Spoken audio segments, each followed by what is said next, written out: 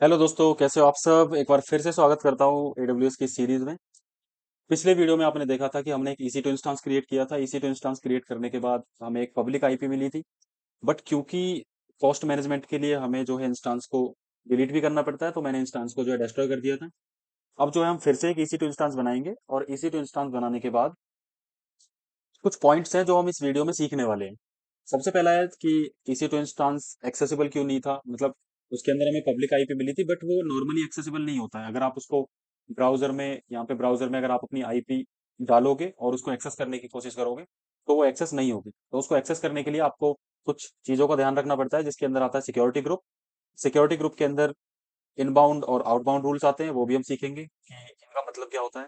इसके बाद हम सीखेंगे कि इंपॉर्टेंट पोर्ट्स जो हम अलाउ करते हैं एप्लीकेशन को चलाने के लिए। फॉर एग्जांपल, डबल टू जो होता है वो होता है SSH एक्सेस के लिए। इसके बाद पोर्ट 80 होता है आपकी एप्लीकेशन को HTTP पे चलाने के लिए। इसके बाद पोर्ट 443 होता है SSL HTTPS पे चलाने के लिए। और इसके बाद हम लाइव डेमो देखेंगे कि आप EC2 एक्सेस को कैसे फिक्स कर सकते हो अगर आपको पब्लिकली एक्सेस करना है। पब्लिकली एक्सेस करने का मतलब क्या होता है, वो चीज़ भी मैं आपको दिखाऊंगा। इसके बाद जो कुछ बेस्ट प्रैक्टिसेस हैं सिक्योरिटी ग्रुप्स की, वो भी मैं आपको बताऊंगा। तो चलिए स्टार्ट करते हैं। क्योंकि हमारे पास कोई एक्टिव EC2 इंस्टांस अभी नहीं है, तो सबसे पहले एक EC2 इंस्टांस क्रिएट करेंगे। लिस्ट ऑफ इंस्टांसेस में आप देख सकते हो कि टेस्ट सर्वर 2, जो इसका नेम है वो है टेस्ट सर्वर 2, और ये इंस्टांस आईडी होगी जो कि इसको यूनिकली आइडेंटिफाई करने के लिए होती है, क्योंकि यहाँ पे मल्टीपल इंस्टांसेस हो सकते हैं।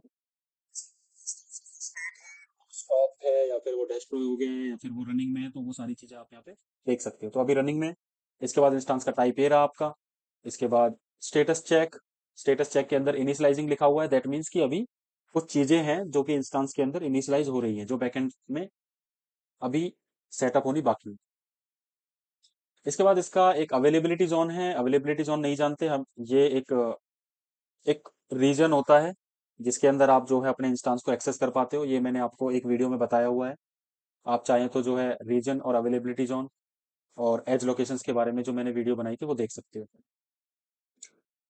इसके बाद ये पब्लिक IPv4 DNS है। ये डोमेन नेम सिस्टम होता है यूनिकली आइडेंटिफाई करने के लिए, आपको सर्वर को एक्सेस करने के लिए।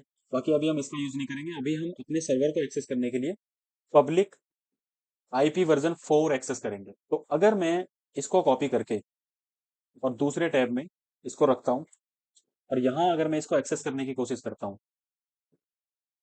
तो ये एक्सेस नहीं होगा। जनरली होना क्या चाहिए कि अगर मेरा कोई सर्वर है, तो वो ब्राउजर पे एक्सेस होना चाहिए। तो ब्राउजर पे वो एक्सेस नहीं होगा, क्योंकि हमें क्या करना पड़ेगा, हमें एक फायरवॉल यूज करना पड़ेगा, एक सिक्योरिटी ग्रुप यूज करना पड़ेगा, जो डिसाइड करेगा कि बाहर से जो ट्रैफिक आ रहा है या फिर सर्वर की तरफ से जो ट्रैफिक जा रहा है, वो ट्रैफिक किस पोर्ट पे कंट्रोल होना है। पोर्ट का मतलब होता है कि आपका जो ये आईपी है, इस आईपी पे अगर आपको कई सारी सर्विसेज चलानी है, जैसे फॉर एग्जांपल एक सर्विस है आपकी नोड जेएस एप्लीकेशन, और एक सर्विस है आपकी PHP वाली, और एक सर्विस है आपकी जावा। तो तीन टेक्नोलॉजीज पे बनी बनी हुई एप्लीकेशन आप इस पे चलाना चाहते हो, तो आप तीन पोर्ट यूज कर सकते हो। जैसे फॉर एग्जांपल, जावा के लिए यूज कर लिया आपने 3000 पोर्ट, और PHP के लिए यूज कर लिया आपने 8000 पोर्ट, और नोड जेएस के लिए यूज कर लिया आपने 4000 पोर्ट। तो इस तरह से मल्टीपल पोर्ट्स पे आप जो है इस आईपी को एक्सेस कर पाओगे। बट सारे के सारे पोर्ट हमें अलाउ करने पड़ेंगे सबसे पहले। तो अभी पब्लिक आईपी हमारे पास है। अब हम जाते हैं सिक्योरिटी ग्रुप्स के अंदर। तो सबसे पहले ये जो सिक्योरिटी वाला यहाँ पे ऑप्शन आता है, इसके अंदर हम जाएंगे। सिक्योरिटी वाले जो ऑप्शन है, इसके अंदर सिक्योरिटी ग्रुप की आपको एक आईडी यहाँ पे दिखेगी। इस पे आप क्लिक करोगे। क्लिक करने के बाद आपको यहाँ पे इनबाउंड रूल्स, आउटबाउंड रूल्स, दो चीजें यहाँ पे मिलती हैं। तो इनबाउंड का मतलब होता है ऐसा ट्रैफिक जो हमारे वेबसाइट पे आ रहा है, तो वो ट्रैफिक इनबाउंड रूल्स के अंदर कंट्रोल होगा। और हमारी वेबसाइट से, हमारे सर्वर से जो रिक्वेस्ट बाहर जा रही है, वो आती है आउटबाउंड रूल्स के अंदर। अगर हम आउटबाउंड आउटबाउंड रूल्स के अंदर जाएं, तो यहाँ पे ऑल ट्रैफिक अलाउ है, मतलब हम अपने सर्वर से कोई भी ट्रैफिक बाहर भेज सकते हैं। बट जो ट्रैफिक आने वाला है, उसके लिए हमने सिर्फ एक ही पोर्ट यहाँ पे अलाउ किया हुआ है, वो है 22। तो इसी वजह से हम इस सर्वर को सिर्फ CMD पे एक्सेस कर पा रहे थे, ना कि ब्राउजर में। तो इसको ब्राउजर में एक्सेस करना है, तो आपको दो पोर्ट, तो दो पोर्ट अलाउ करने के लिए आप क्या करोगे, सबसे पहले एडिट इनबाउंड रूल्स पे जाना है। एडिट इनबाउंड रूल्स पे जाने के बाद आपको यहाँ पे सेलेक्ट करना है HTTP, क्योंकि जितनी भी रिक्वेस्ट ब्राउजर से जाती है वो HTTP रिक्वेस्ट होती है या फिर HTTPS रिक्वेस्ट होती है। ठीक है, तो HTTP सिलेक्ट कर लिया। इसके बाद एक पोर्ट हम यहाँ पे अलाउ कर रहे हैं जो कि है 80। अभी इस पे 80 पोर्ट अलाउ नहीं है। 80 पोर्ट नहीं जानते, वो HTTP का बाय डिफॉल्ट एक पोर्ट होता है। ठीक है, अगर आपको कोई दूसरी एप्लीकेशन चलानी है तो आप एक कस्टम पोर्ट भी दे सकते हो, बट अभी हम 80 अलाउ करेंगे। इसके बाद यहाँ पे आईपी वर्जन, दो तरीके की आईपी होती है, एक तो वर्जन 6 की होती है, एक वर्जन 4 की होती है। वर्जन 4 और वर्जन 6 नहीं जानते। वर्जन 4 के अंदर कुछ लिमिट थी आईपीज की, तो वो जब आईपीज की वो जो जो लिमिट है वो क्रॉस हो गई, तो उसके बाद वर्जन 6 आया। तो वर्जन 6 के अंदर जो आईपी जनरेट होती है वो डिफरेंट आईपी होती है। ठीक है, तो इस चीज को समझने के लिए मैं एक वीडियो बनाऊंगा जिसके नेटवर्किंग के एक सीरीज के अंदर, कि आईपी कितने टाइप की होती है और उसके अंदर जो है क्या क्या डिफरेंसेस होते हैं। तो अभी के लिए मैं IPv4 यहाँ पे सिलेक्ट करता हूँ। IPv4 सिलेक्ट करने के बाद ये आपको ऐसे ही रहने देना है। इसका मतलब होता है कि किसी भी आईपी से ट्रैफिक आए, अ, थोड़ा यहाँ पे आपको कंफ्यूजन हो गई होगी, मैं एक एग्जांपल देता हूँ। जैसे मान के चलो रमेश है, रमेश के पास अपना सिस्टम है, अब वो हमारी वेबसाइट को एक्सेस करना चाह रहा है। अब उसका जो सिस्टम है उसकी आईपी क्या हुई, उसकी आईपी कैसे मिलेगी। जैसे अगर हम अपने सिस्टम की खुद की आईपी देखें तो हम अपनी पब्लिक आईपी यहाँ पे सर्च करेंगे, पब्लिक आईपी। आईपी एड्रेस आपको यूनिकली आइडेंटिफाई करता है इंटरनेट पे, क्योंकि जब भी आप इंटरनेट पे कोई भी काम करते हो, कोई भी किसी भी रिसोर्स को एक्सेस करते हो, तो आपको कैसे पहचाना जाए कि वो रिसोर्स आपने एक्सेस किया है किसी और ने। वो आईपी के थ्रू आपको पहचाना जाता है। ठीक है, तो व्हाट्स माय पब्लिक आईपी, यहाँ पे जो है पहला एंड पॉइंट है उसी पे हम क्लिक कर देंगे। और ओके, इसका थोड़ा यूआई खराब है वेबसाइट का, दूसरी वेबसाइट पे जाते हैं। ओके, सो यहाँ पे जो हमारी पब्लिक आईपी है वो है 43230157 और 242। तो अगर मैं चाहता हूं कि मैं सिर्फ अपने सिस्टम से अपना सर्वर एक्सेस कर पाऊं, तो मैं ये वाली आईपी अलाउ करूंगा। कहाँ पे, यहाँ पे, इधर। बट अगर मैंने 0000 लिख दिया तो कोई भी किसी भी सिस्टम से हमारे सर्वर को, हमारी वेबसाइट को एक्सेस कर सकता है। आई होप ये पॉइंट आपको समझ में आ गया होगा। तो HTTP को हमने अलाउ कर दिया 80 पे, और यहाँ पे हमने सिर्फ अलाउ किया था IPv4, तो अभी हमें IPv6 वर्जन को भी एनेबल करना है। तो यहाँ पे फिर से HTTP, HTTP के बाद जो है IPv6, और इसको आपने नॉर्मली सेव कर देना है। अभी हम पोर्ट 443 यूज नहीं कर रहे हैं, बिकॉज अभी हमारे पास कोई SSL नहीं है, या फिर हम अपनी वेबसाइट को अभी HTTPS पे एक्सेस नहीं कर सकते, क्योंकि HTTPS पे एक्सेस करने के लिए आपके पास एक डोमेन होना चाहिए, जैसे facebook.com या abc.com कोई डोमेन होना चाहिए, और उसके साथ आप SSL सर्टिफिकेट अटैच करोगे। वो बाद की बात है, वो हम जो है बाद की वीडियोस में सीखेंगे। तो अभी के लिए मैंने ये पोर्ट 80 पोर्ट अलाउ कर दिया है IPv6 वर्जन के अंदर और IPv4 वर्जन के अंदर। इसके बाद रूल्स को सेव करते हैं। सेव करने के बाद आप यहाँ पे देखोगे कि IPv6 और IPv4 दो पोर्ट यहाँ पे जो है एनेबल हो गए इनबाउंड रूल्स के अंदर। बट यहाँ पे एक प्रॉब्लम हो गई है, जो हमारा SSH वाला पोर्ट था वो यहाँ से हट गया है, तो अभी हमें वो भी ऐड करना पड़ेगा, क्योंकि अगर हमने वो हटा दिया तो हम इसको, जो हमारा सर्वर है, इसको हम CMD पे या शेल पे एक्सेस नहीं कर पाएंगे। ओके, यहाँ पे इसको अलाउ कर देते हैं, सेव रूल्स। तो बेसिकली सिक्योरिटी ग्रुप कुछ नहीं है, बस फायरवॉल है, वो डिसाइड करता है आपकी वेबसाइट पे कौन सा ट्रैफिक किस तरह से आएगा और कौन सा ट्रैफिक किस तरह से जाएगा आपकी वेबसाइट से। ठीक है, तो SSH को अभी हमें IPv6 पे भी अलाउ करना है। Edit inbound rules, add rule, इस पे जो है SSH, और इसके बाद IPv6, और इसको सेव कर देते हैं। सेव करने के बाद अब पहले हम अपना जो सर्वर है उसको शेल पे एक्सेस करेंगे, जैसे हमने पिछली बार किया था।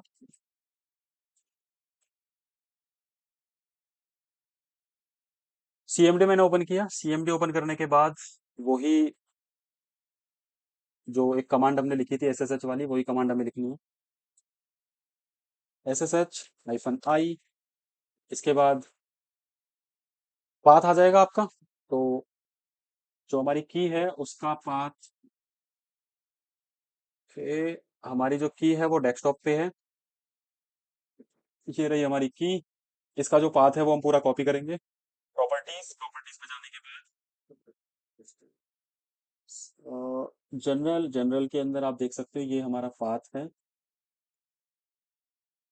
इसको कॉपी करने के बाद आप यहाँ पे इसको पेस्ट करोगे। पेस्ट करने के बाद जो आपकी की का एक्चुअल नेम है, तो ये हमारी की का एक्चुअल नेम है, इसको कर लेते हैं कॉपी। फिर उसके बाद इसको पेस्ट करेंगे और डॉट पिन जो कि इसका एक्सटेंशन नेम। इसके बाद हमें अपना जो है AWS का यूजर नेम देना है। तो यूजर नेम जो बाय डिफॉल्ट था वो था EC2 यूजर। फिर इसके बाद जो आपकी @ लगाने के बाद जो आपकी पब्लिक आईपी है वो हमने कॉपी की थी। ओके, हमने वो कॉपी नहीं की, तो एक बार पब्लिक आईपी जो है हमारी वो कॉपी कर लेते हैं। तो आप इंस्टांसेस की लिस्ट में जाओगे। लिस्ट में जाने के बाद आपकी जो पब्लिक आईपी है वो ये रही।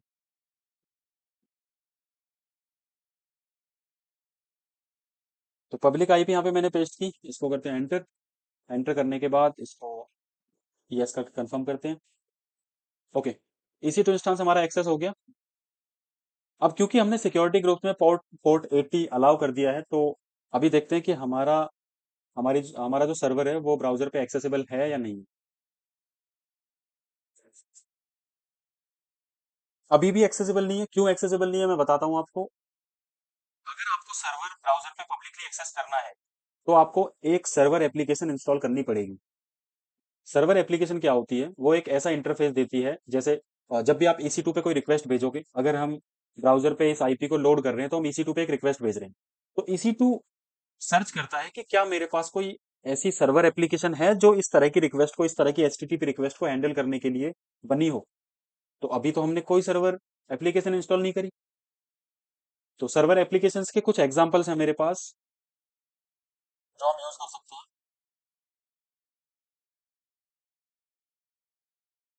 कुछ एग्जांपल्स जैसे Nginx, ये एक सर्वर एप्लीकेशन है। और अपाचे सर्वर भी होता है एक। और एक है हमारे पास नोड भी हम यूज कर सकते हैं, नोड वर्जन यूज करके फिर।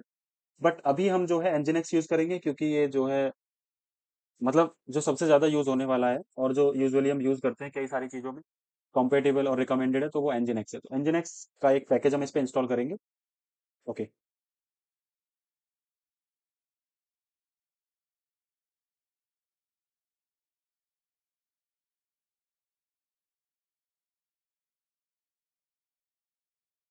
क्योंकि ये जो इंटरफेस है ये लाइनेक्स का है, लाइनेक्स की कुछ कमांड्स होती हैं। तो ओके, यहाँ पे थोड़ी सी कंफ्यूजन आपको ये होगी कि ये जो कमांड्स है ये मैं कहाँ से लिख रहा हूँ। आपको ये कहीं भी मिल जाएंगे, आप सीधा लिख सकते हो ब्राउजर पे install Nginx on AWS Linux. ठीक है, तो ये कुछ कमांड्स हैं यहाँ पे, ये इसने पूरा स्टेप बताया हुआ है। ये आप यहाँ पे ये वाली रन करोगे। फिर इसके बाद ये आपका Nginx सर्वर इंस्टॉल करने के लिए है। ओके, शायद ये वाली कमांड काम करे। इसमें एक पॉइंट जो याद रखने वाला है वो ये है कि आप ये सारी कमांड्स याद करके नहीं रख सकते हो। ये हो सकता है कि आपने ये यूज करी हो फिर आप भूल जाओ बाद में। तो ये आप जैसे जैसे यूज करते जाओगे वैसे वैसे आपको ये धीरे धीरे आपको इनकी आदत हो जाएगी। फिर आप जब इनको सर्च करोगे तो आपको एक छोटा सा कीवर्ड मिलता ही आपको याद आ जाएगा कि हाँ ये कमांड इस तरह से है। बट आप इनको एक बार में लर्न नहीं कर सकते हो। ठीक है, इसके बाद जब मैंने ये वाली कमांड रन करी तो इसने Nginx का जो सर्वर है शायद इंस्टॉल कर दिया। मैं देखता हूँ इंस्टॉल्ड वाला जो नीचे एक इंडिकेशन आ रहा है उसके अंदर क्या क्या इसने इंस्टॉल किया है। Nginx कोर इंस्टॉल किया है, Nginx MIME टाइप्स। तो आई थिंक इंस्टॉल हो गया है, तो इसको एक बार टेस्ट करके देखते हैं। तो ये जो नीचे वाली कमांड है ये होती है Nginx जो सर्वर एप्लीकेशन है उसको स्टार्ट करने के लिए, इनेबल करने के लिए और स्टॉप करने के लिए और स्टेटस देखने के लिए। तो सबसे पहले हम ये वाली कमांड यूज करते हैं जो कि सर्वर एप्लीकेशन को स्टार्ट करेगी। ओके, अब ये कमांड हमने यूज करी तो उसके बाद कोई रिस्पॉन्स नहीं आया। तो उस रिस्पॉन्स को देखने के लिए हम क्या करेंगे, जो स्टेटस वाली कमांड है ये ट्राई करेंगे। बट उससे पहले हम Nginx सर्वर को इनेबल करते हैं। ठीक है, इसके बाद आप जो है लास्ट वाली कमांड यूज करोगे। ठीक है, जब आप यहाँ पे ये वाली कमांड यूज करोगे जिससे स्टेटस पता चलता है कि Nginx सर्वर रनिंग में है या नहीं है, तो आपको कुछ इस तरह का इंडिकेशन मिलेगा। इसमें क्या लिखा हुआ है, एक्टिव रनिंग। तो अगर आपको ये चीज लिखी हुई दिखती है तो इसका मतलब आपका Nginx सर्वर रनिंग में है। तो अब क्योंकि ये रनिंग में है, तो हम जो है पब्लिक आईपी को फिर से लोड करते हैं। अब देखो मैंने पब्लिक आईपी को रिलोड किया, तो यहाँ पे आ गया वेलकम टू एनजिनक्स। तो वेलकम टू एनजिनक्स का मतलब क्या है कि अब हम अपने सर्वर को पब्लिकली एक्सेस कर पा रहे हैं। अगर अब मैं यहाँ से सिक्योरिटी ग्रुप्स के अंदर जाके वापस से, अगर मैं सिक्योरिटी टैब में जाके सिक्योरिटी ग्रुप के अंदर से पोर्ट 80 को डिलीट कर देता हूँ या हटा देता हूँ, तो फिर मैं इसको एक्सेस नहीं कर पाऊंगा। तो आपको पता चल गया होगा कि सिक्योरिटी ग्रुप्स का क्या रोल है और किस तरह से हम एक फायरवॉल सेटअप कर सकते हैं अपनी एप्लीकेशन के लिए। सो मैं उम्मीद करता हूँ कि आपको ये सारा जितना भी मैंने बताया है related to security group, related to nginx server और related to access the public IP on the browser, ये आपको समझ में आ गया होगा। कोई भी चीज़ अगर आपको समझ में नहीं आई है तो आप कमेंट करके मुझे बता सकते हो, मैं उसको इम्प्रूव करने की कोशिश करूंगा उस चीज़ को। So thank you so much for watching.